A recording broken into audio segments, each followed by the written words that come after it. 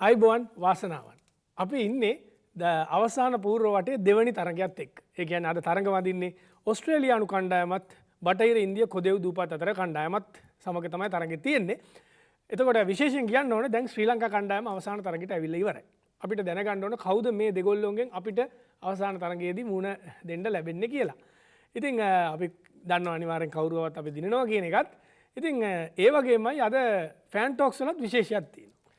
අද fan talks වල තියෙන විශේෂත්වය තමයි මේ අපි දෙන්න විතරයි. ඒ කියන්නේ සුනිතුත් මමත් පමණයි ෆෑන් ටොක්ස් වලට අද සහභාගී වෙන්නේ.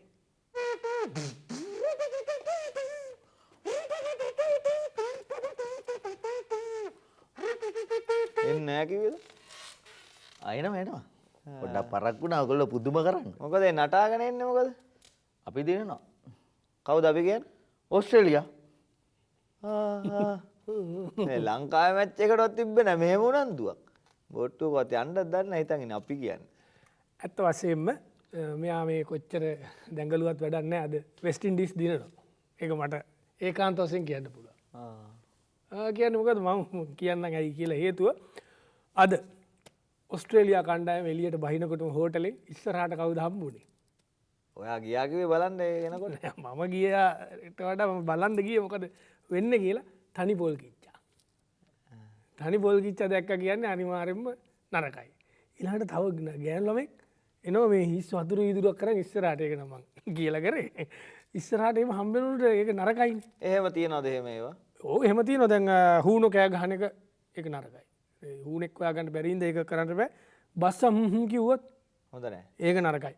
ඊට බල්ලා උඩු බිරුවොත් ඒක නරකයි. බල්ලා උඩු බුරන්න හොඳ නැද්ද? හොඳ නැහැ. බල්ලා උගුරට හොඳ නැහැ. නෑ කොහොම වුණත් දැන් මෙහෙමයි. මම හොයලා බැලුවා මේගොල්ලන්ගේ මේ වෙස්ට් ඉන්ඩීස් කණ්ඩායමේ චන්ද්‍රය 8 ඉන්නේ.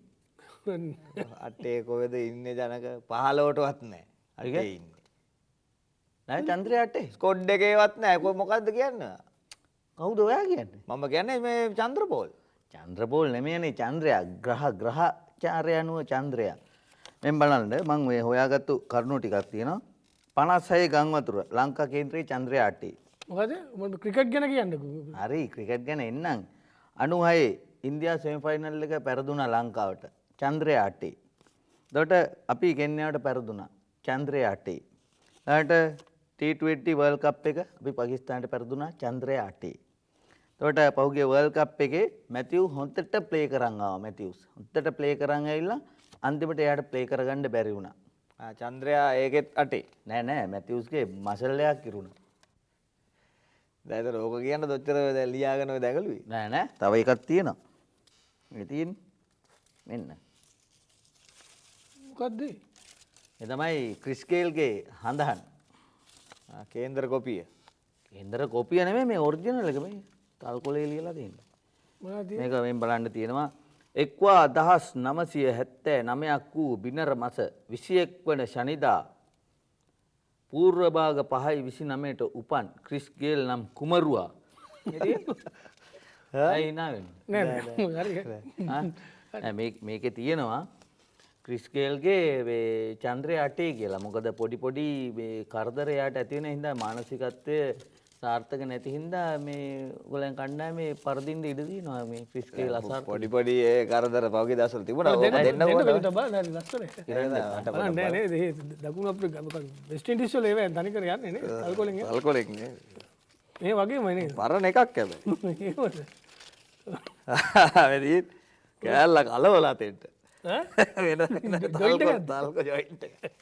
නෑ ඇත්තට මේවයි ඔය කිව්වට කාගේද මේ? ඔය නැකත් ශාස්ත්‍රයේ නෙමෙයි මම නම් විශ්වාස කරන්නේ මේ නිමිති තමයි ඇත්තටම වැදගත් වෙන්නේ. නැකත් ශාස්ත්‍රයේ සුබ නිමිත්ත තමයි. නෑ එහෙම කියන්න බෑ. නැකත් බලපානවා ඒවට. නෑ නැකතට වඩා නිමිත්ත වැදගත් වෙන එකට ඕන තරම් මට කියන්න පුළුවන්. ඇත්තටම සැලලීනිය පවා තියෙනවා. බල සුබ නිමිති පෙර මග නැකතටත් වැඩි කියලානේ තියෙන්නේ.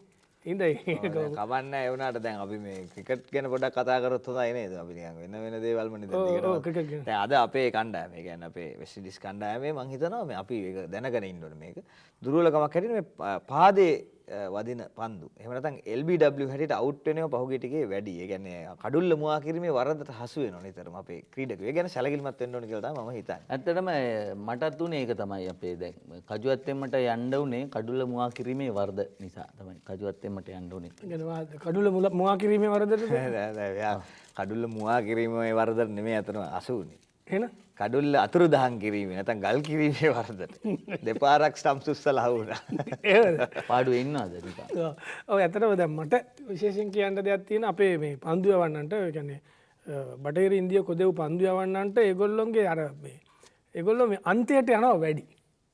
ඒක පොඩ්ඩක් අඩු කරගත්තොත් මං හිතනවා මේ ඒගොල්ලන්ට ජයග්‍රහණය කරන්න පුළුවන්. මොකද ඕනම දෙයක අන්තයට යන්න හොඳ නැහැනේ.